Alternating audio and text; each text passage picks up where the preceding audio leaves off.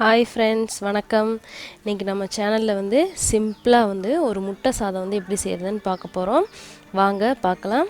அதுக்கு ஒரு கப் சாதம் எடுத்திருக்கேங்க, 2 முட்டை, ஒரு மீடியம் சைஸ் வெங்காயம், சின்ன தக்காளி, ஒரு பச்சை மிளகாய், 1 ஸ்பூன் ஜீரகம், 1/2 ஸ்பூன் கரம் மசாலா, 1/2 ஸ்பூன் இஞ்சி பூண்டு பேஸ்ட்டு.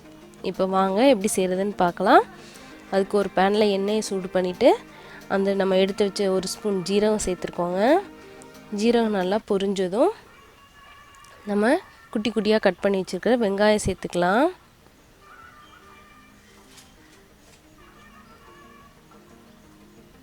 இது நீங்கள் சிம்பிளாக ஈஸியாக பண்ணிடலாங்க. லஞ்ச் பாக்ஸ் கூட நம்ம ஈஸியாக கொடுத்து விடலாம்.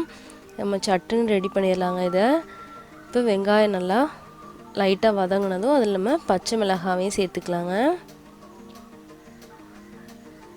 அதோட வெங்காயம் நல்லா வதங்கினதும் நம்ம ஒரு 1/2 ஸ்பூன் இஞ்சி பூண்டு பேஸ்ட்டு சேர்த்து அதோட பச்சை ஸ்மெல் போகிற வரைக்கும் நல்லா நம்ம வதக்கிக்கலாங்க. அதை ரா ஸ்மெல்லாம் போனதும் அதில் நம்ம நறுக்கி வச்சுருக்கிற தக்காளி சேர்த்துக்கிறோங்க. தக்காளி நல்லா வதங்கணுங்க. அதுக்கு நம்ம கொஞ்சமாக உப்பு சேர்த்துக்கலாங்க. உப்பு சேர்த்தா நமக்கு தக்காளி சீக்கிரமாக வதங்கிரும். அதனால் லைட்டாக நம்ம இந்த டிஷ்ஷுக்கு தேவையான உப்பே சேர்த்துட்றேன் நான். சேர்த்துட்டு அதை நல்லா நம்ம வதக்கிக்கலாம். இதே நம்ம இந்த தக்காளி நல்லா தொக்கு மாதிரி ஆகணும் அப்படின்னா கொஞ்சமாக தண்ணி சேர்த்துக்கலாங்க. தண்ணி சேர்த்திங்கன்னா நமக்கு தக்காளி வதங்கி நல்லா தொக்கு மாதிரி நமக்கு கிடைக்கும். அதனால் ஒரு ஸ்பூன் தண்ணி ஊற்றினீங்கன்னா கூட போதும். மிக்ஸ் பண்ணி லைட்டாக ஃப்ரை பண்ணிங்கன்னா உங்களுக்கு நல்லா தொக்கு மாதிரி ஆயிரும்.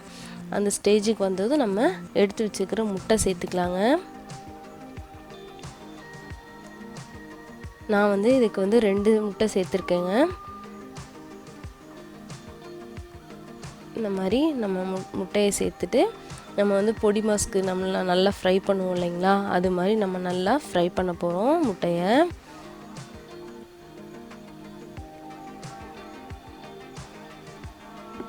இந்த மாதிரி நல்லா ஸ்க்ரம்பிள் பண்ணியாச்சுங்க.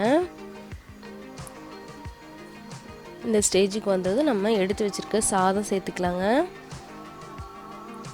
சாதத்தை சேர்த்து நம்ம நல்லா மிக்ஸ் பண்ணிக்கலாம்.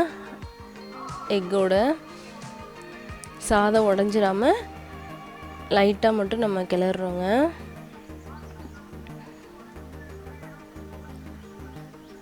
லைட்டாக கிளறி விட்டுட்டு நம்ம எடுத்து வச்சுருக்கிற கரம் மசாலாவையும் சேர்த்துக்கலாங்க.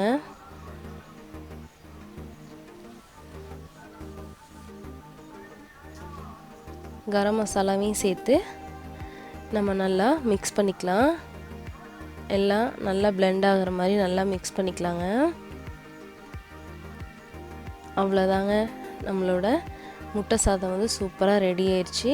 நீங்கள் இதில் மல்லி இலை தூவி நம்ம கொஞ்சம் ஹாட்டாக சர்வ் பண்ணிங்கன்னா சூப்பராக இருக்குங்க. லஞ்ச் பாக்ஸுக்கு குழந்தைங்களுக்கு கொடுத்து விடலாங்க, ரொம்ப பிடிக்கும் உங்களுக்கு. நீங்களும் இதை ட்ரை பண்ணி பாருங்கள் ஃப்ரெண்ட்ஸ். உங்களுக்கும் பிடிச்சிருந்ததுன்னா லைக் பண்ணுங்கள், ஷேர் பண்ணுங்கள், சப்ஸ்கிரைப் பண்ணுங்கள். Thank you friends.